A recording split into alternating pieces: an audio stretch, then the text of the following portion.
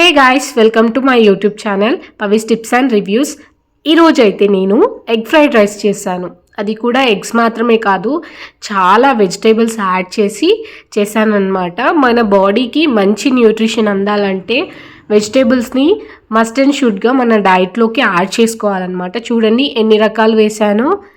ఇక వీటితో మనం ఎగ్ ఫ్రైడ్ రైస్ చేస్తే చాలా హెల్తీగా తిన్నట్లే మనం. ఇక ఎగ్స్ అయితే తీసుకున్నాను. స్టవ్ పై ప్యాన్ పెట్టేసుకొని దాంట్లో కొంచెం ఆయిల్ యాడ్ చేస్తున్నాను.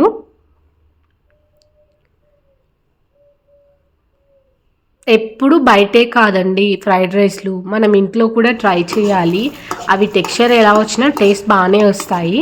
ఇక ఎగ్స్ బీట్స్ చేసుకొని ఆయిల్లో వేసాక కొంచెం కలిపేసుకుందాం.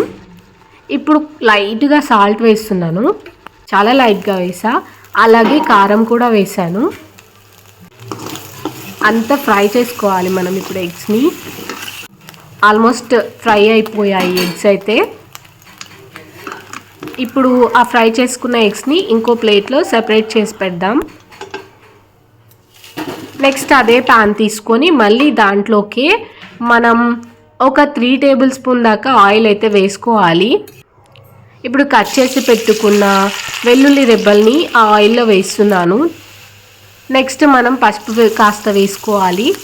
అలాగే కట్ చేసుకున్న ఆనియన్స్, మిగతా వెజిటేబుల్స్ అన్నీ వేసుకోవాలి. అన్నీ హెల్దీ వెజిటేబుల్స్ అండి.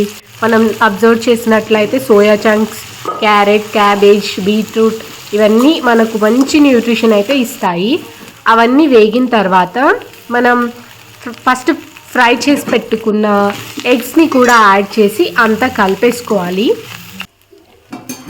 ఇప్పుడు మనం రైస్ని అయితే వేసుకోవాలి. రైస్ పొడి పొడిగా ఉండాల్సిన అవసరం లేదు, టేస్ట్ ఉంటే చాలు. ఖచ్చితంగా దీని టెక్స్చర్ ఇలాగే ఉండాలన్న రూల్ అయితే ఏం లేదు. ఆ రైస్ని అంతా ఆ వెజిటేబుల్ మిశ్రమంలోకి ఇంకిపోయేటట్లు కలుపుకోవాలి. ఇప్పుడు టేస్ట్కి సరిపడంత కారం వేసుకుందాం మళ్ళీ. అలాగే మసాలా కూడా యాడ్ చేసుకుందాం. జస్ట్ ధనియా పౌడర్ అంతే, నేను ఇంకేం మసాలా యాడ్ చేయట్లేదు. అంతా ఒకసారి కలిపేసుకోవాలి. ఇలా వేడివేడిగా సర్వ్ చేసుకుంటే చాలా టేస్టీగా ఉంటుంది. బయటి స్టైల్లో కాకుండా ఇలా ట్రై చేయండి. టేస్ట్ అయితే తప్పకుండా అద్భుతంగానే ఉంటుంది. Thanks for watching. Please subscribe to my YouTube channel.